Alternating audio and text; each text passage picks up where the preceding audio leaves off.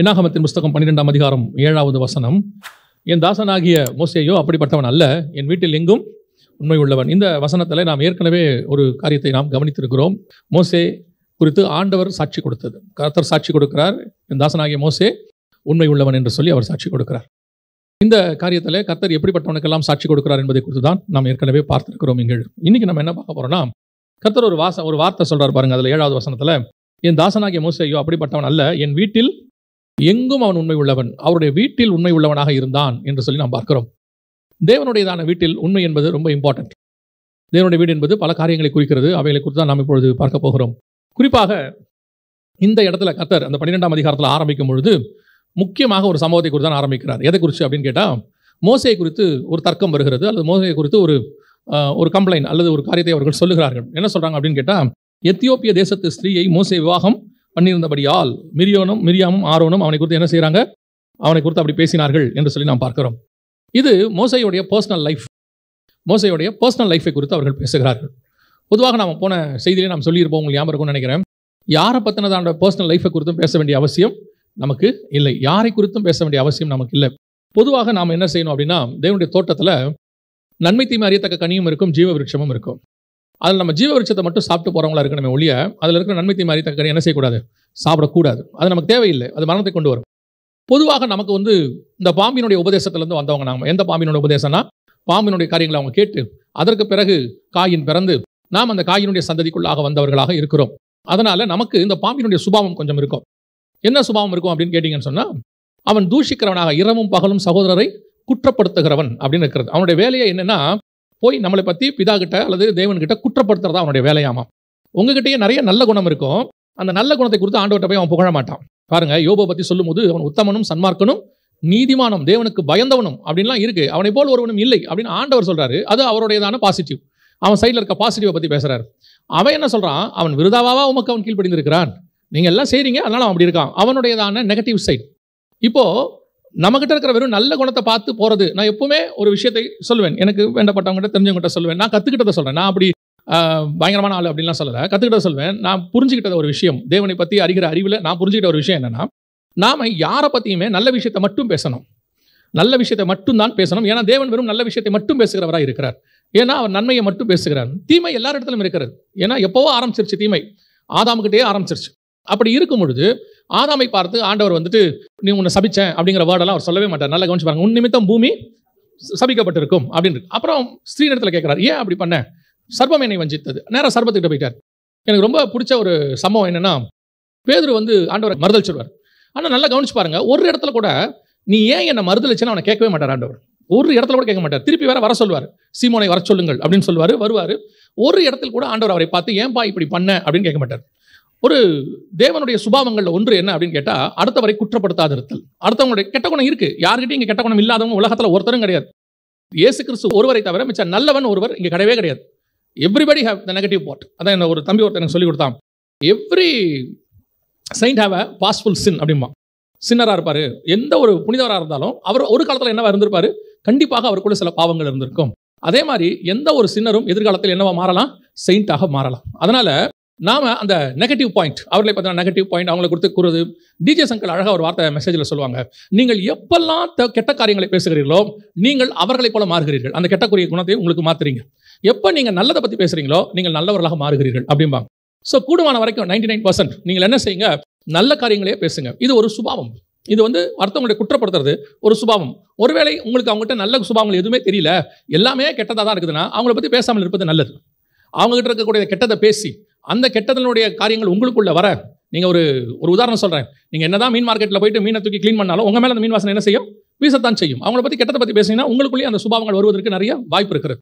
அப்போ இந்த இடத்துல என்ன ஆரம்பிக்குதுன்னா, மோசேயுடைய பர்சனல் லைஃப் அவனை பற்றி சொல்கிறாங்க. எத்தியோப்பிய ஸ்திரியை திருமணம் செய்த நிமித்தம், போன வாட்டியே நம்ம அதை சொல்லிட்டோம், அவன் 2 கல்யாணம் பண்ணான்னு சொல்லி நிறைய பேர்கிட்ட என்ன இருக்குது, ஒரு காரியம் இருக்கிறது. மோசே 2 கல்யாணம் என்ன செய்யவே இல்லை. அந்த எத்தியோப்பிய ஸ்திரீ என்பது மீதியான் தேசம் என்பது எத்தியோப்பியர்கள் அங்கே குடியிருந்தது. அதை பற்றின எல்லா விளக்கங்களையும் உங்களுக்கு போன இதில் கொடுத்துட்டோம். இப்போ இதில் கர்த்தர் சொல்லக்கூடிய ஒரு விஷயம் என்னன்னா, என் வீட்டில் எங்கும் அவன் எப்படி இருக்கிறான், உண்மை உள்ளவன். மோசேயனுடைய பர்சனல் சரீரம் அல்லது பர்சனல் லைஃப் என்பது தேவனுடைய வீடு. நமக்கு தெரிஞ்சிருக்கிற வசனம் தான், வாசிங்க. 1 கொரிந்தியர் 3ஆம் அதிகாரம் 16வது வசனத்தை வாசிங்க. நீங்கள் தேவனுடைய ஆலயமாய் இருக்கிறீர்கள் என்றும் தேவனுடைய ஆவி உங்களுக்குள் வாசமாய் இருக்கிறார் என்றும் அறியாதிருக்கிறீர்களோ? அப்ப நாம தான் தேவனுடைய வீடு. என் வீட்டில் எங்கும் அவன் உண்மை உள்ளவன் அப்படின்னா கர்த்தர் வாசம் பண்ணுகிறது அவனுடைய சரீரம். அவனுடைய சரீரத்தை குறித்து சொல்லப்படும் பொழுது அவன் உண்மை உள்ளவனாக இருக்கிறான் என்று ஆண்டவர் சொல்றார். பர்சனலாக ஃபர்ஸ்ட் பாயிண்ட், அவனுடைய சரீரத்தை, அவனுடைய பர்சனல் லைஃப், அவன் உண்மை உள்ளவன். இவங்க எல்லாரும் அவனை பத்தி குற்றப்படுத்துறாங்க. எத்தியோப்பிய ஸ்திரியை திருமணம் செய்தது நிமித்தம் அப்படின்னு சொல்றாங்க. ஆனா ஆண்டவர் சொல்றாரு, என் வீட்டில் அவன் உண்மை உள்ளவன். அவர் வீடு என்பது நம்முடைய சரீரத்தையும் குறிக்கிறதான ஒரு காரியம். இப்ப கவனிச்சு கொள்ளுங்க, நான் இந்த வசனத்தை வாசிச்சுட்டே இருக்கும்போது ஒரு மிக முக்கியமான ஒரு காரியத்தை, ஒரு விஷயத்தை கர்த்தர் வசனத்துல வந்து காண்பித்து கொடுத்தார். என்னன்னு கேட்டா, இப்ப இவங்க என்ன சொல்றாங்கன்னா, அந்த வசனம் 12:1 வாசிங்க பாப்போம். 12:1. எத்தியோப்பியா தேசத்து ஸ்திரீயை மோசே விவாகம் பண்ணியிருந்தபடியினால் மிரியாமும் ஆரோனும் அவன் விவாகம் பண்ணின எத்தியோப்பியா தேசத்து ஸ்திரீ நிமித்தம் அவனுக்கு விரோதமாய் பேசி. உங்க எல்லாருக்கும் தெரியும், இந்த அவருடைய மனைவி சிஃபோரால் எங்கிருந்து வந்தவங்க? மீதியான் தேசத்துக்கு இருந்தாங்க. அந்த எத்தியோப்பியா என்பது பழைய எத்தியோப்பியா, இப்ப இருக்கிறது கிடையாது, பைபிள்ல உள்ள எத்தியோப்பியா. அந்த மீதியான் தேசத்தை சார்ந்தவர்களாக இருக்கிறார்கள். அப்போ இந்த வசனத்தை படிக்கும் போது ஆண்டவர் ஓவராலா ஒரு விஷயத்தை தியானிக்கும்படி கிருபை தந்தார். என்னன்னா, ஏன் சிஃபோரால் வந்து தன் பிள்ளைக்கு வந்து அந்த கூர்மையான ஆயுதத்தை எடுத்து, கல்லை எடுத்து அவங்க என்ன செய்யறாங்க? ரத்த சம்பந்தமான புருஷன் அப்படின்னு சொல்றாங்க எகிப்துக்கு வர வழியில. ஏன் அதை அவங்க செஞ்சாங்க? அவங்க யாரு என்னன்னு சொல்லி வாசிக்கும் பொழுது உங்க எல்லாருக்கும் தெரியும், சிஃபோரால் அதாவது மோசேயின் மனைவி வந்து மீதியான் தேசத்தை சார்ந்தவங்க. அப்படிதான் இருக்குது. மீதியான் தேசத்து ஸ்திரீயை தான் விவாகம் பண்ணினான் அப்படின்னு இருக்கு. இந்த மீதியானர்கள் யார்? வாசிங்க ஆதியாகமத்தின் புஸ்தகம் 25ஆம் அதிகாரம் 1-2 வசனங்களை வாசிங்க. ஆபிரகாம் கேத்தூரால் என்னும் பேர் கொண்ட ஒரு ஸ்திரீயையும் விவாகம் பண்ணியிருந்தான். அவள் அவனுக்கு சிம்ரானையும் யக்ஷானையும் மேதானையும் மீதியானையும் இஸ்பாக்கையும் சூவாகையும் பெற்றாள். நல்ல கவனிங்க, இந்த மீதியானர்கள் யாருன்னா வேற யாருமே இல்ல, ஆபிரகாமுடைய சந்ததி. ஆபிரகாமுடைய சந்ததி தான் இந்த மீதியானர்கள்.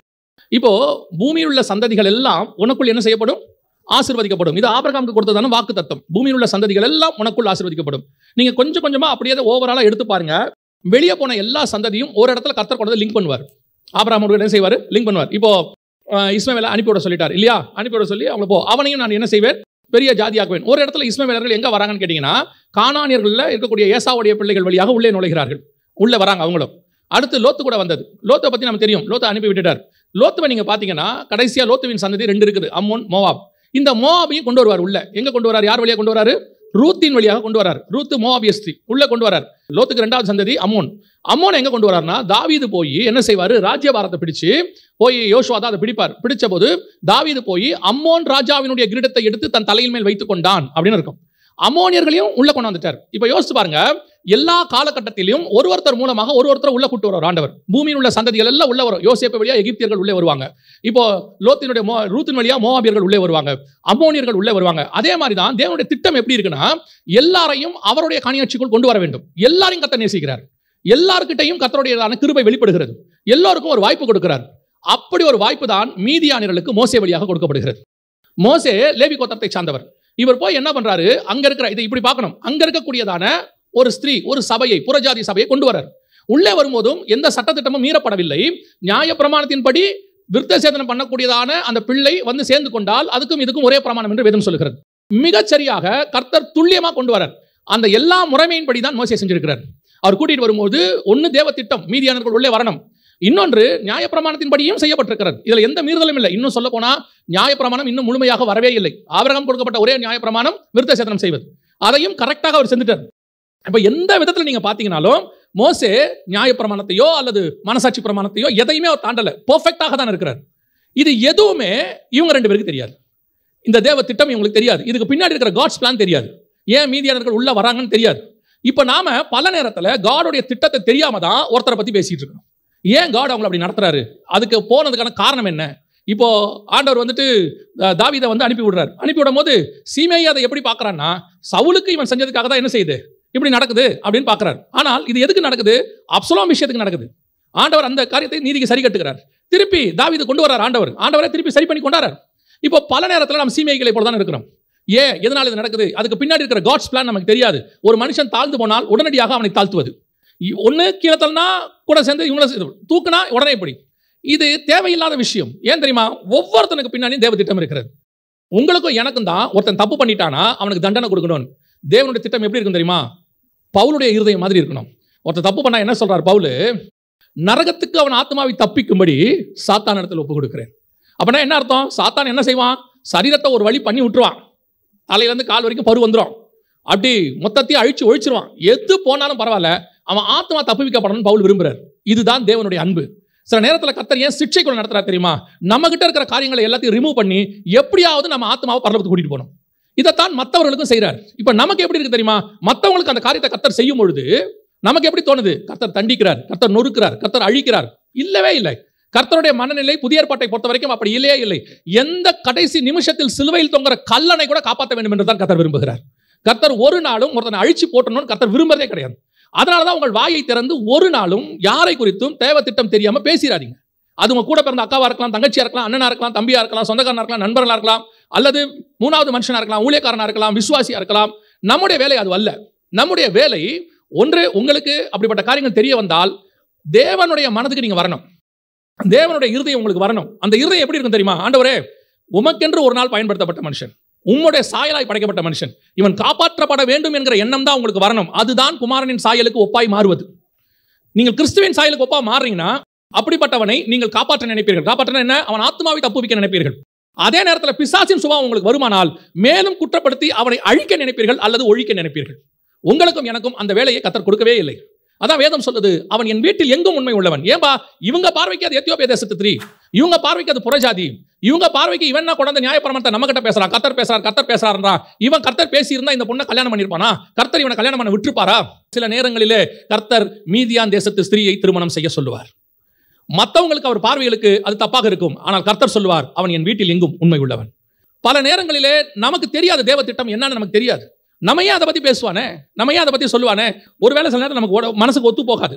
ஆனால் தேவ திட்டம் அப்படி இருக்கும்பொழுது நாம் அதை குறித்து பேசாமல் இருப்பது நல்லது. ஏன் அப்படி நடந்துச்சு நம்ம பேசாமல் இருப்பது நல்லது? அதுக்கு பின்னால் ஏதோ ஒன்று இருக்கும். அதுல ஏதோ கர்த்தர் சரி பண்ணுவார். ஒருவேளை அவர்கள் தவறாகவே பண்ணி இருந்தாலும் அதை சரி பண்ணி மீண்டும் கொண்டு வர வேண்டும் என்பதுதான் தேவ திட்டமாக இருக்குமே ஒழிய அவங்க இனிமேட்டு பாளையத்துக்குள்ள வரவே கூடாது, அறுப்புண்டு சாவட்டோன்னு ஒரு நாளும் கர்த்தர் நினைக்கவே மாட்டார். எப்பேற்பட்டவனையும் திருப்பி கொண்டு வர வேண்டும் என்பது தேவனுடைய திட்டம். விசுவாசிகளுக்கு ஒரு நாளும் அந்த அடுத்தவங்களை குறித்ததான ஒழிந்து போகணும் அப்படிங்கிற எண்ணம் வரவே கூடாது. தேவனுடைய மனநிலை என்னவா இருக்கணும் தெரியுமா? எப்படி ஆகிலும் அவர்கள் திருப்பி வந்துடணும், எந்த சூழ்நிலையிலும் வந்துடணும். அப்படின்னு தான் யோசிக்கணும். இப்போ எத்தியோப்பியா ஸ்திரீவை திருமணம் பண்ணவொடனே இவங்க பண்ண எல்லா காரியத்தினுடைய முடிவு என்னவா இருந்துச்சுன்னா, இவங்க மேலதான் குற்றம் சுமற்றப்பட்டது. கடைசியா என்ன ஆச்சுன்னா, அவனை குறித்து பேசுவதற்கு உங்களுக்கு எப்படி தைரியம் வந்துச்சுன்னு ஆண்டவர் கேட்கிறார். அப்ப என்ன ஆண்டவரே, எத்தியோப்பியா ஸ்திரீயை திருமணம் பண்றது நீங்க வந்து அக்செப்ட் பண்ணிக்கிறீங்களா அப்படின்னா, இவ்வளவு பிளானை உங்களுக்கு எக்ஸ்பிளைன் பண்ணணும் அவசியமே இல்லை கர்த்தருக்கு. கர்த்தர் வந்து உங்ககிட்ட இல்ல, அவ மீதியான் தேசம், மீதியானுங்கிறது ஆபிரகாமுடைய வம்சம், ஆபிரகாமுடைய வம்சத்தை திருப்பி கொண்டு வரணும், நான் அவனுக்கு வாக்கு பண்ணியிருக்கிறேன், அந்த வம்சத்தை வாக்கு பண்றதுக்கு தான் நான் இவனை மீதியானுக்கு அனுப்பினேன். இதெல்லாம் ஆண்டவர் நம்ம கிட்ட சொல்ல வேண்டிய அவசியம் இல்லை. அவர் சர்வ வல்லமை உள்ள தேவன். அவருடைய திட்டத்தை நீங்க அறிஞ்சிக்க வேண்டிய அவசியம் இல்லை. உங்களுடைய திட்டம் அவர் என்ன வச்சிருக்காருன்னு அதை மட்டும் தெரிஞ்சுக்கிட்டீங்கன்னா போதும். அவனுக்கு ஏதோ ஒன்று இருந்துட்டு போகுது, அது அவனுக்கும் தேவனுக்கும் உள்ளது. ஏன் அவன் அப்படி பண்ணா, ஏன் இவன் இப்படி பண்ணா, ஏன் இந்த மாதிரி போனா, முழுவதும் கர்த்தருடைய கரத்தில் இருக்கிறது. நீங்களும் நானும் அதில் தலையிட வேண்டிய அவசியம் இல்லை. சபைக்கு சில சட்டத்திட்டங்கள் இருக்குது, கர்த்தர் கொடுத்திருக்கிறார், அதை நம்ம சபையில ஃபாலோ பண்றோம். பாத்தீங்கன்னா தாமஸ் ஆல்வா எடிசன் என்ன பண்ணிட்டு இருந்தாராம், லேப்ல வந்து ஏதோ கண்டுபிடிச்சிட்டே இருந்தாரு.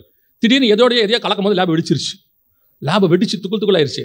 அப்புறம் முதல்ல ஒரு வாரம் கழிச்சு எல்லாத்தையும் ரெடி பண்ணி போய் பார்த்தா தாமஸ் ஆல்வா எடிசன் வந்து குதிக்கிறாரு, கத்துறாரு. உடனே அவரோட அசிஸ்டன்ஸ்லாம் வந்து, என்ன லேப் வெடிச்சு இவ்வளவு நஷ்டம் ஆயிருக்கு, இப்படி சிரிக்கிறீங்க, சந்தோஷப்படுறீங்க? இல்ல, இது வெடிச்சதுல ஒரு நன்மை நடந்துச்சு, இங்க பாருங்க, இந்த புது காம்பினேஷன் ஒன்று கண்டுபிடிச்சிருக்கு, இது நம்ம பேட்டன் ரைட்ஸ் வாங்கிடலாம், இது ஒரு புது கண்டுபிடிப்பு அப்படின்னு. இப்போ நீங்க அத்தனை பேரும் லேபை வெடிக்க முடியுமா? இப்போ எப்படி இருக்கும்? தாமஸ் ஆல்வா எடிசன் லேபை வெடிச்சதுனால புது கண்டுபிடிப்பு வந்துச்சு, நம்ம எல்லாரும் லேபை வெடிக்கலாம்னு ஒத்துப்போமா? அது ஏதோ ஒன்று 1000 லட்சத்தில் ஒன்று நடக்கும், அது காடோடைய தானே பிளானாக இருக்கும். அதனால அதையெல்லாம் நம்ம என்ன செய்ய முடியாது, முழு ஃபார்முலாவை எடுத்துக்கவே முடியாது. அதே நேரத்தில் அப்படி ஒன்று நடந்தால் நீங்கள் அதை குறித்து பேசாதீர்கள், அது நமக்கு தேவையும் இல்லை. ஏன்னா கர்த்தருடைய திட்டம் ஒருத்த மேலே ஒன்று இருக்குன்னா நாம் அதில் தலையிட்டு நாம வாங்கி கட்டிக்கூடாது. இங்கே கடைசியில் வாங்கி கட்டிக்கிட்டது யார் தான் வாங்கி கட்டிட்டா? அவங்க தான் வாங்கி கட்டிட்டாங்க. முதலாவதாக அந்த 12ஆம் அதிகாரம் 7ஆம் வசனம் சொல்லுது, மோசேயின் வீட்டில் எங்கும் உண்மை உள்ளவன், அவன் தன்னுடைய தேவன் தங்குற தன்னுடைய ஆலயத்தில். இந்த சரீரத்தில் அவன் எப்படிப்பட்டவனாக இருந்தான்? உண்மை உள்ளவனாக இருந்தான். இப்ப யோசித்து பாருங்க, அவன் சரீரத்தில் உண்மை உள்ளவனாக இருந்ததுனால தான் கர்த்தர் அவனுக்காக வந்து சாட்சி கொடுக்கிறார். நமக்காக யார் சாட்சி கொடுக்குறாங்கன்றது ரொம்ப இம்பார்ட்டன்ட். மனுஷனுடைய சாட்சியை நம்ம எப்பவுமே விரும்புகிறோம் இல்லையா? அது இருக்கு, ஒரு ஃபேக்ட். எப்படின்னு கேட்டால், மற்றவங்க சொல்லும்போது நம்ம இதயத்தில் என்ன வருது? ஒரு சந்தோஷம் வருது. அப்பாடா, ஒரு 4 பேர் நல்லது சொன்னாங்க. ஆனால் என்ன பிரச்சனைனா, இதே மனுஷர்கள் நாளைக்கு உங்களுக்கு விரோதமாய் பேசுவதற்கும் வாய்ப்பு இருக்கிறது. அது உங்களை துக்கத்தை படுத்தும். எனக்கு ரொம்ப ஆச்சரியமா ஒரு விஷயம் ஒன்று படிச்சு வேதத்தில், அவர் பேசுறதை பார்த்து அவர் ஆச்சரியப்பட்டார்கள்னு இருக்கும். அதுக்கு பிறகு இவர் என்ன பண்றாரு, நாகமானி குறித்தும் அப்புறம் வந்துட்டு சாரிபாத் விதவையை குறித்தும் பேசுறாரு. உங்களை விட்டு புறஜாதியார் ஆண்டவர் அதிகம் நேசிக்கிறாரு அப்படின்னு சொல்லி அவர் என்ன செய்யறாரு, நாகமானி குறித்தும் அப்புறம் வந்துட்டு சாரிபாத் விதவையின் குறித்தும் பேசுறாரு. அதே ஆள் அவரை அந்த இடத்துல வசனம் சொல்லும், தம்மை விசுவாசித்தவர்களை நோக்கி அப்படின்னு இருக்கும். அது வரைக்கும் இவர் வார்த்தையை அவன்லாம் அப்படியே பயங்கரமா கேட்கறான், பயங்கரமா புகழ்றான். எல்லாரும் அவருக்கு நற்சாட்சி கொடுத்து அவருடைய வாயிலிருந்து புறப்பட்ட கிருபையுள்ள வார்த்தைகளை குறித்து ஆச்சரியப்பட்டு, இவன் யோசேப்பின் குமாரன் அல்லவா என்றார்கள். சரி, இப்போ என்ன சொல்றான்? அத்தனை பேர் புகழ்றான், வாயிலிருந்து கிருபை உள்ள வார்த்தை. அடுத்து 23. இப்ப யாரை பார்த்து பேசுறாரு? புகழ்ந்தவங்களை பார்த்து பேசுறாரு. இப்ப வாசிங்க 29. எழுந்திருந்து அவரை ஊருக்கு புறம்பே தள்ளி தங்கள் ஊர் கட்டப்பட்டிருந்த செங்குத்தான மலையின் சிகரத்திலிருந்து அவரை தலைகீழாய் தள்ளிவிடும்படிக்கு அவ்விடத்திற்கு கொண்டு போனார்கள். இவங்க யாரு? இப்பதான் புகழ்ந்தான், இப்பதான் சொன்னான். என்ன மாதிரி வார்த்தை, என்னமா பேசுறாரு? கிருபை பொருந்தின வார்த்தைகளை பேசுகிறார். அவரை நோக்கி இப்ப சத்தியம் பேச ஆரம்பிக்கிறார். சில நேரத்தில் இதான் மனுஷனுடையதான புகழ்ச்சி, மனுஷனுடையதான சாட்சி. உங்களுக்கு அவனே சொல்வான், அப்புறம் அவனே தலைகீழ கூட்டு போவான். அவனே நல்லவன்பான், நீங்க காசு கொடுக்காட்டி அவனே கெட்டவன்பான். அதான் உலகம், இவ்வளவுதான் உலகம். ஆனால் தேவன் உங்களை கொடுத்து சாட்சி கொடுத்தால் அந்த சாட்சி மெய்யான சாட்சியாக இருக்கிறது. அது மாறவே மாறாது. அதான் சாட்சி. இப்ப நம்ம எதுக்கு ஆசைப்படுறோம்? மனுஷ சாட்சிக்கு ஆசைப்படுறோம். ஆனால் ஆசைப்பட வேண்டியது எதுக்கு என்று சொன்னால் தேவனிடத்திலிருந்து வர வேண்டிய சாட்சிக்கு நம்ம ஆசைப்படணும். அப்பதான் அது உண்மையான சாட்சியாக இருக்கு. ரெண்டாவது வாசிங்க, அதே என்னாகும் 12:7 வாசிங்க பாப்போம். என் தாசனாகிய மோசேயோ அப்படிப்பட்டவன் அல்ல, என் வீட்டில் எங்கும் உண்மை உள்ளவன். ரெண்டாவது, தேவனுடைய வீடு என்பது எதை குறிக்கிறது? வாசிங்க, ஏசாயா தீர்க்கதரிசன புத்தகம் 56ஆம் அதிகாரம் 7வது வசனம் வாசிங்க. நான் என் பரிசுத்த பர்வதத்துக்கு கொண்டு வந்து என் ஜெப வீட்டிலே அவர்களை மகிழ பண்ணுவேன். அவர்களுடைய சர்வாங்கத கணங்களும் அவர்களுடைய பலிகளும் என் பலிபீடத்தின் மேல் அங்கீகரிக்கப்பட்டிருக்கும். என்னுடைய வீடு சகல ஜனங்களுக்கும் ஜெப வீடு என்னப்படும். அப்போ சர்ச்சுங்கிறது, ஜெப வீடுங்கிறது என்னன்னு கேட்டீங்கன்னா கர்த்தருடைய வீடு. இப்ப இவர் சொல்றாரு, என் வீட்டில் எங்கும் அவன் உண்மை உள்ளவன். இந்த பூமியில முதல்ல கர்த்தருக்கென்று ஒரு வாசஸ்தலத்தை உண்டாக்கினது யார் தான் உண்டாக்கினா? மோசே தான் உண்டாக்கினார். அந்த பிளானை கர்த்தர் யார்கிட்ட தான் கொடுக்கிறாரு? மோசே கிட்ட தான் கொடுக்கிறாரு. இப்ப யோசிச்சு பாருங்க, தான் வாசம் பண்ணுவதற்கு ஒரு ஸ்தலம் பூமியில வேண்டும். கிட்டத்தட்ட 2000 வருஷமா ஆபிரகாம் கிட்டையோ, ஏனோக்கு கிட்டையோ, ஈசாக்கு கிட்டையோ, யாக்கோபு கிட்டையோ, யோசேப்பு கிட்டையோ சொல்லாத தேவன் யார்கிட்ட வந்து சொல்றாரு? மோசே கிட்ட சொல்றாரு, நான் உங்கள் நடுவிலே வாசம் பண்ணும்படி எனக்கு ஒரு என்ன உண்டு? வாசஸ்தலத்தை ஆயத்தம் பண்ணு அப்படிங்கிறார். இப்போ ஆயத்தம் பண்ணக்கூடியதான அந்த வாசஸ்தலத்துக்கு பின்னாடி பரலோகத்தின் திட்டம் இருக்கு. நல்லா கவனி. ஏன் அவர் வீட்டில் எங்கும் உண்மை உள்ளவன் சொன்னாருன்றதுக்கான விளக்கம். அந்த வாசஸ்தலம் அவருடைய வீடை கட்டுறாரு. இப்ப அப்படி வச்சுக்கோங்க, அவருடைய வீட்டை இப்ப கட்டுறாரு, வாசஸ்தலத்தை கட்டுறாரு. அதை கட்டுகிற பொறுப்பை யார் கையில் கொடுக்கணும்? நீங்க ஒரு வீட்டை கட்டுற பொறுப்பை யார்கிட்ட கொடுப்பீங்க? நீங்க யாரை ட்ரஸ்ட் பண்றீங்களோ அவங்க தான் கொடுப்பீங்க, இல்லையா? உங்களுக்கு இன்ஜினியரா இருக்கட்டும், அந்த நிறைய இன்ஜினியர்ஸ் தெரிஞ்சாலும் நீங்க ட்ரஸ்ட் பண்ற ஒரு ஆள்கிட்ட தான் அதை கட்ட சொல்லி கொடுப்பீங்க. இப்ப கர்த்தர் யாரை நம்புறாரு? மோசையை நம்புறாரு. மோசையை எதுக்காக நம்பினார்? மோசே பெரிய இன்ஜினியர்ன்றதுக்காக நம்பினாரா? மோசே வந்து உண்மையிலேயே எகிப்தில் என்னவா இருக்கிறாரு? இன்ஜினியராக இருக்கிறார். 7ஆம் அதிகாரம் அப்போஸ்தலர் நடவடிக்கைகள் சொல்லுது, அவன் எகிப்தின் கலைகளிலும் சகல சாஸ்திரங்களிலும் எகிப்தின் கலைகளிலும் வாக்கிலும் செய்கையிலும் வல்லவனாக இருந்தான் வசனம் சொல்லுது. அப்போ எகிப்துல இவர் வந்து எல்லாம் படிச்சிருக்கிறார், எல்லாத்திலும் பெஸ்டா இருக்கிறார். ஒரு குறிப்பு சொல்லுது, அவர் வந்து ராமசேசுக்கு ஒரு ஊரையே கட்டியிருக்கிறாருன்னு சொல்லி. அப்படி வர ராமசேசுங்கிறது எகிப்தில் இருக்க ஒரு பார்வோன். யாத்ராகமத்தின் புத்தகத்தில் 2ஆம் அதிகாரத்தில் அவரை குறித்து சொல்லப்பட்டிருக்கு. அப்படி அவருக்கு ஒரு ஊரையே கட்டின பெரிய ஆள் தான் இவர். ஸோ அதனால கர்த்தர் இவர்கிட்ட அதை கொடுத்தாரா? ஒரு பெரிய இன்ஜினியர்கிட்ட கொடுப்போம் அப்படின்னு சொல்லி கொடுத்தாரா அப்படின்றத கொஞ்சம் நீங்க எடுத்து பார்த்தீங்கன்னா உங்களுக்கு எகிப்தை பற்றி தெரியும். எகிப்தில் தான் பிரமிட் கட்டப்பட்டது. இந்த பிரமிடுங்கிறது மோசே காலத்துக்கு முற்பட்டது. இன்னை வரைக்கும் எல்லாரும் என்ன சொல்றாங்கன்னா எகிப்து ஒரு 5000 வருஷத்துக்கு முன்னாடி உள்ளதுன்னு சொல்றாங்க. மோசே 4000 வருஷம் தான் ஆகுது. ஸோ மோசேக்கு முன்னாடி உள்ளதாக தான் இருக்கும் அப்படிங்கிறதா எல்லாருடைய கருத்து. அப்போ யோசிச்சு பாருங்க, ஒரு பிரமிட் மாதிரி ஒரு விஷயத்தை கட்டியிருக்கிறாங்க. ராமசேசுக்கு ஒரு ஊர் கட்டுறாங்க. அவங்க கட்டக்கூடியதான எல்லா காரியங்களும் பயங்கர ஜைஜாண்டிக்கா இருக்கு.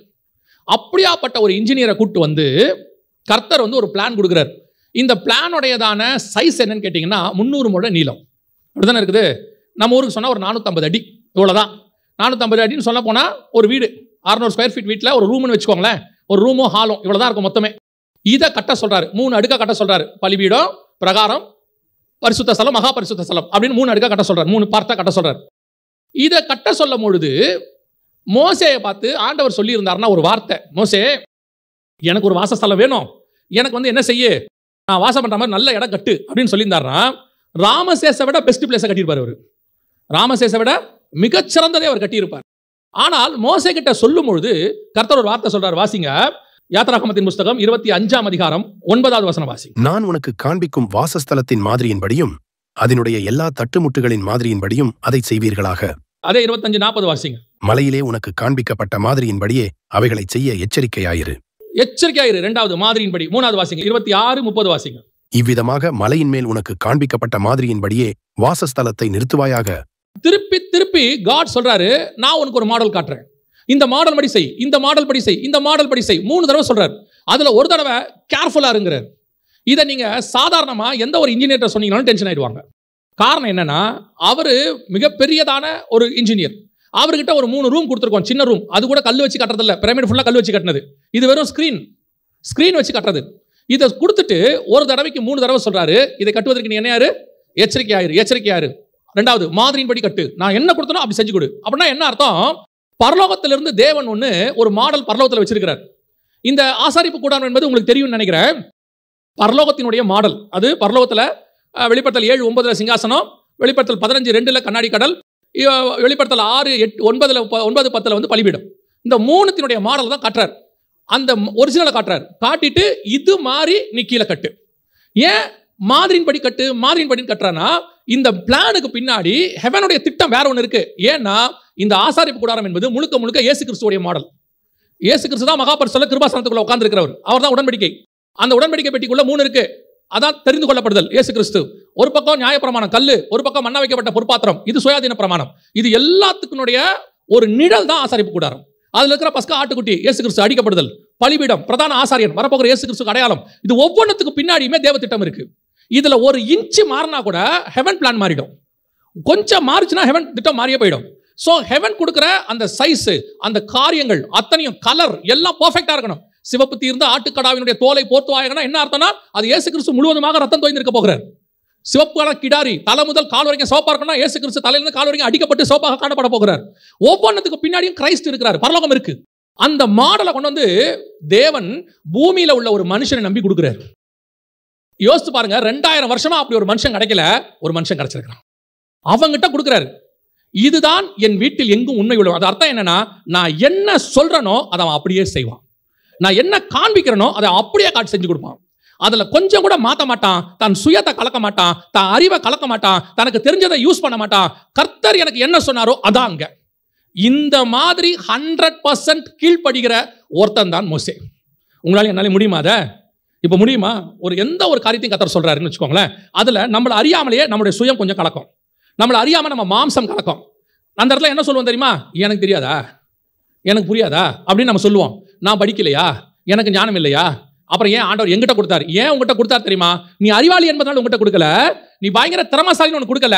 அவருக்கு தேவை நான் சொன்னதை செய்வதற்கு ஒருத்தன் வேணும். 100% கீழ்ப்படுகிறவன். வாசிச்சு பாருங்க, 1 நாளாகமம் 28:10 வாசிங்க. இப்போதும் எச்சரிக்கையாயிரு. நல்ல கவனிங்க, சாலமோனை பார்த்து தாவீது சொல்ற வார்த்தை. இப்பொழுதும் நீ என்னவாயிரு? எச்சரிக்கையாயிரு.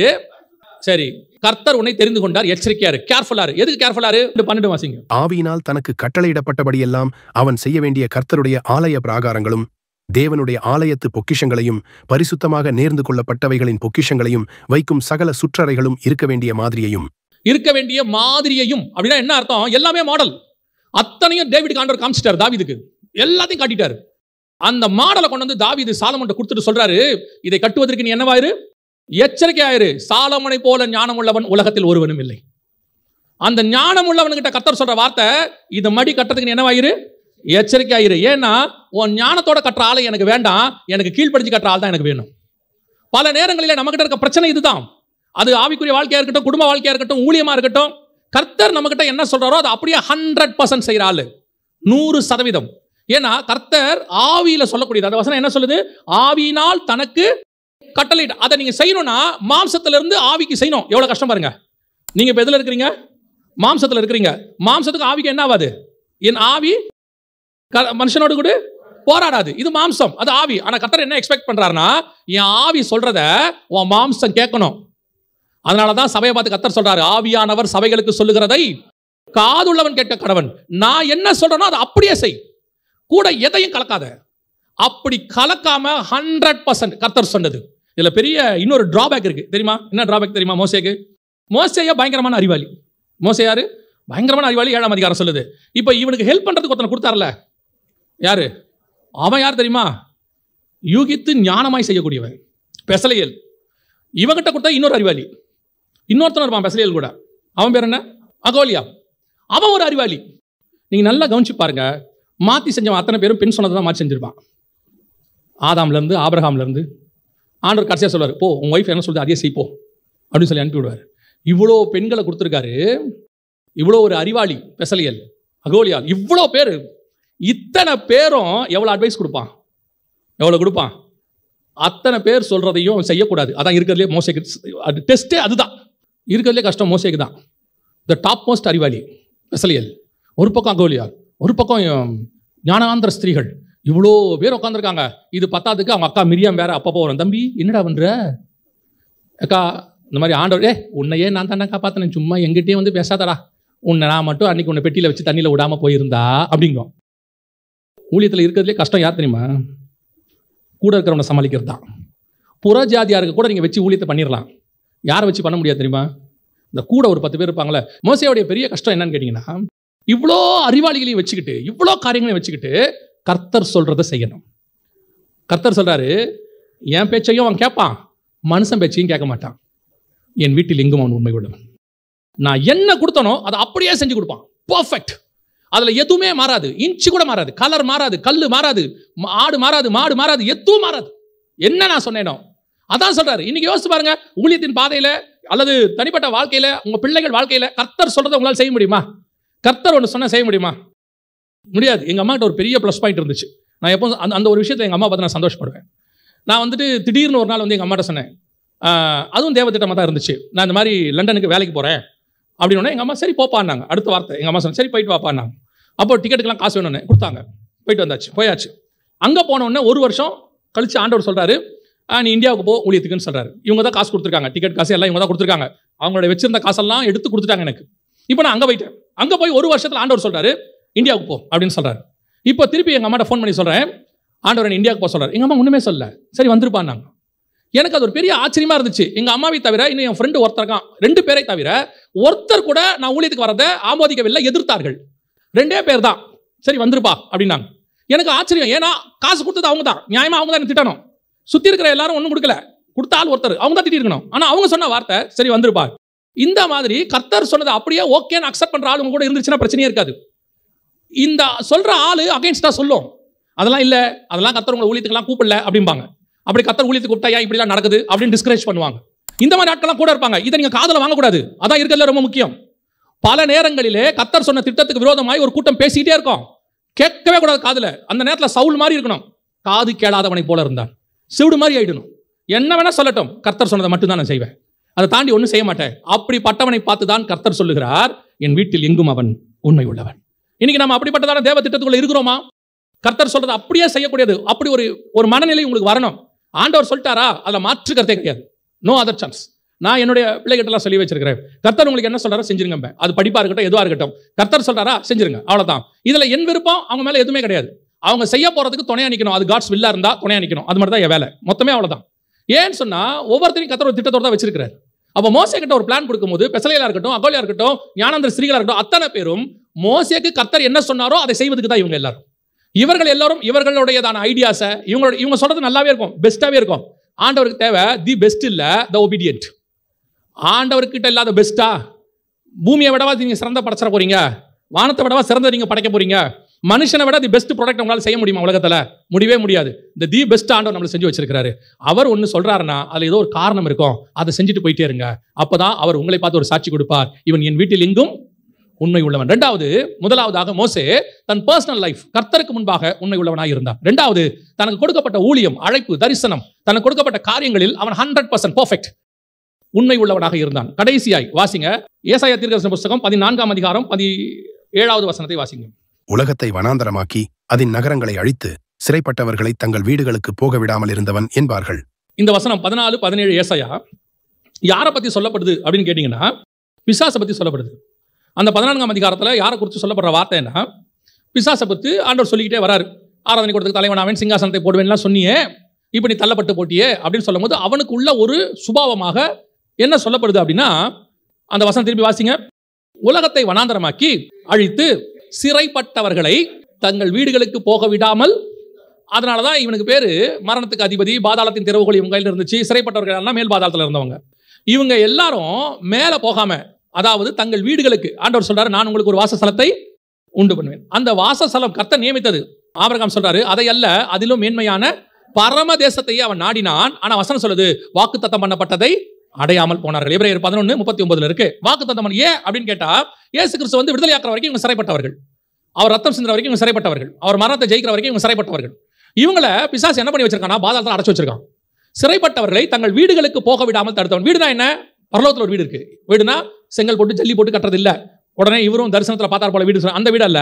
வசனம் சொல்லுது, அழி உள்ளதான இது அழியாமையும் சாவுக்கேதுவான இது சாவாமையும் தரித்துக் கொள்ளும். கர்த்தர் நமக்கு அங்க ஒரு மகிமையின் சரீரம் வச்சிருக்கிறார். அதை தான் போய் நம்ம வாசம் பண்ண போறோம். பரலோகத்தில் நம்ம குடியிருக்க போகிறோம். இதான் பைபிள் நமக்கு பண்ணுறதான வாக்கு தத்தம். அப்படி போகும்போது, ஏன்னா இங்க சரீரம் மண்ணோட போயிடும், நம்ம ஆத்மா தான் புறப்பட்டு போக போகுது. இது போய் அங்க ஒரு இடத்துல வாசம் பண்ணும். ஒரு நாள்ல செய்யப்பட்டது இந்த மண்ணில் செய்யப்பட்ட சரீரம் நமக்கு என்று 2000 வருஷம் ஆண்டவர் செஞ்சுட்டு இருக்கிறார். அது ஒன்று இருக்கு. அந்த மாதிரி பழைய ஏற்பாட்டு பரிசுத்தவான்களுக்கு எல்லாருக்கும், எல்லா மனுஷங்களும் கர்த்தர் வச்சிருக்கிறார், ஜெயம் பெறுகிறவர்களுக்கு. அப்படி அந்த வீடுகளுக்கு போக விடாமல் இந்த மரணத்தின் நிமித்தம் அவங்க தடுத்து வச்சிருக்கிறானா. யாரை பத்தி சொல்லப்பட்டிருக்கு? பிசாசை பத்தி சொல்லப்பட்டிருக்கு. ஆனா ஒண்ணு நல்லா கவனிச்சு பாருங்க, இத்தனை பேரை தடுத்த பிசாசால ஒரே ஒருத்தனை மட்டும்தான் தடுக்க முடியாம போச்சு. அவன் வீட்டுக்கு போயிட்டான். யூதாவின் புஸ்தகம் 9வது வசனம் வாசி. பிரதான தூதனாகிய மிகாவேல் மோசேயினுடைய சரீரத்தை குறித்து பிசாசுடனே தர்க்கித்து பேசின போது அவனை தூஷணமாய் குற்றப்படுத்த துணியாமல், கர்த்தர் உன்னை கடிந்து கொள்வாராக என்று சொன்னான். இதுதான் பரலோகத்தின் குவாலிட்டின்னு சொன்னேன். ஆரம்பத்தில் சொன்ன பாருங்க, ஒரு தூதன் கூட இன்னொரு பிசாசை கூட அவன் என்ன செய்ய மாட்டேங்கிறானா, தூஷணமாய் துணிகரமாய் தூஷணமாய் குற்றப்படுத்த துணியாமல் ஒரே வேர்ட் சொன்னா, கர்த்தர் கடிந்து கொள்வாராக. அவனை திட்டணும்னா எத்தனை கெட்ட வார்த்தை வேணா திட்டலாம் பிசாசை. எல்லாத்துக்கும் அவன் தகுதி தானே, எவ்வளவு வேணா சொல்லலாம். கெட்ட வார்த்தை கூட வேண்டாம், கொஞ்சம் கோவப்பட்டா திட்டலாம்ல. ஆனா வசனம் சொல்றது, அவனை என்ன சொல்றது, குற்றப்படுத்த துணியாமல், தூஷணமாய் குற்றப்படுத்த. ஏன்னா அது பிசாசுடைய சுபாவம். அவனை பார்த்து அவன் சொல்றான், கர்த்தர் உன்னை கடிந்து கொள்வாராக. ஏன் இந்த கான்வர்சேஷன் வந்துச்சுன்னா, எல்லாரையும் வீடுகளுக்கு போக விடாம தடுத்துட்டான். அத்தனை பேரையும் தடுத்துட்டான் பிசாசு. ஒரே ஒருத்த மட்டும் மிஸ் ஆயிட்டான். அவன் கேட்கறான், மோசேயின் சரீரம் எங்க? மோசேயோட சரீரம் எங்க? ஏண்டா, மரணத்துக்கு அதிபதி நான் சொன்ன பழத்தால தான், சாப்பிட்டதுனால தான் மரணமே வந்துச்சு. ஸோ மரணிக்கிற அத்தனை பேர் எங்க வரணும்? எங்கிட்ட வரணும். இங்க அந்த ஆத்மா எங்க வரணும்? இங்க வரணும். அப்ப அவனை எங்க புதைச்சிங்கன்னு சொல்லுங்க.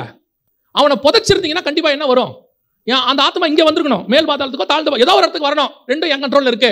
அதுதான் பிசாசுடைய கேள்விக்கான அர்த்தம். அவனை கேட்கிறான், எங்கே மோசேயின் சரீரம்? இப்போ யோசித்து பாருங்க, மோசேயின் சரீரத்திற்காக கர்த்தர் வழக்காடுகிறார். எனக்கு ரொம்ப ஆச்சரியமான ஒரு விஷயம் என்னன்னா, நம்ம ஆண்டவர் வந்து மரணமே இல்லாத டிசைன்ல இருக்கிறவர். அவருக்கு என்ன கிடையாது?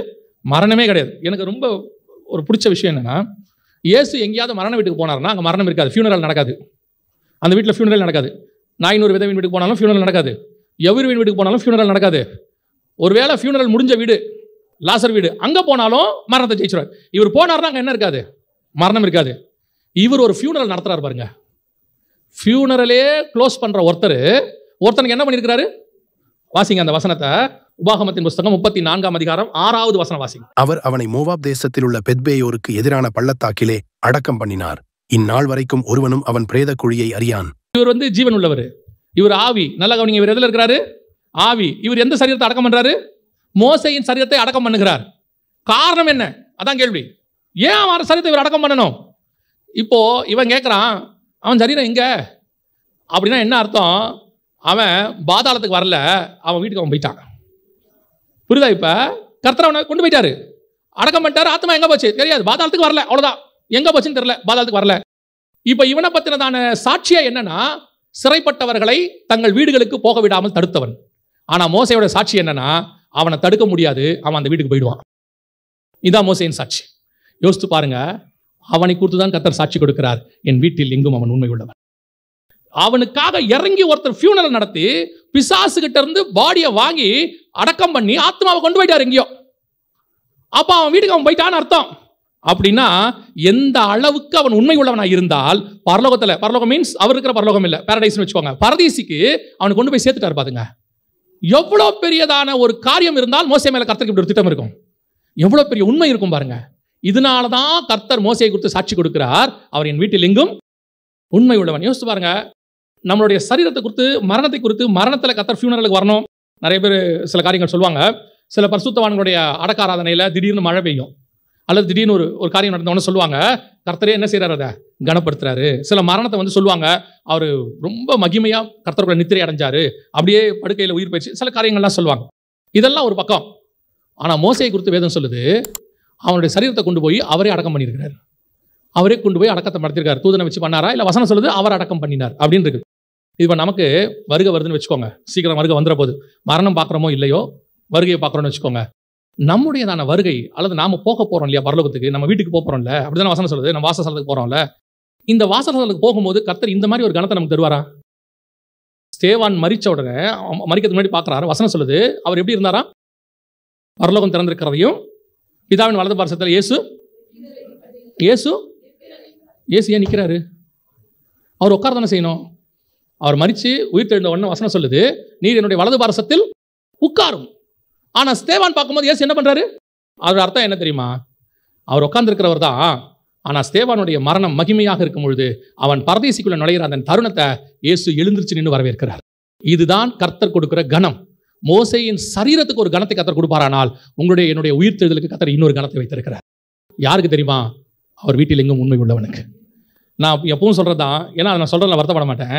ஏன்னா அது என்னுடைய ஆசை. அதுதான் சாலனோரஜம்மா பாடியிருப்பாங்க, அது அவங்க ஆசை. பறந்து புறா போல் சிறகடித்து பாடி சென்றொரு நாள் இளைப்பாறுவேன், பரலோக வாசல் பரமசீயோன் பூரித்து என்னை வரவேற்குமே. அந்த அம்மாவுடைய ஆசையை பாருங்க. அப்படி போகும்போது ஹெவன் ஏஞ்சி நின்று கூப்பிடுமா, வாங்க சாலனோரஜி சக்ஸஸ்ஃபுல்லாக முடிச்சிட்டீங்க, என்னுடைய சந்தோஷத்துக்குள் பிரவேசிங்கன்னு ஆண்டவர் சொல்வாராம். எவ்வளோ பெரிய கனம் பாருங்க. மோசேயின் சரீரத்துக்கு கனப்படுத்தின ஆண்டவர், தேயானுடைய மரணத்தில் எழுந்து நின்று கனப்படுத்தின ஆண்டவர், நீங்களும் நானும் பரலோகத்துக்குள்ளே நுழையும் போது அதே கனத்தை கொடுப்பதற்கு அவர் தயாராக இருக்கிறார். ஆனால் அந்த கனத்தை நீங்கள் நானும் பெறுவோமா? அதான் கேள்வி. பெறுவோமா?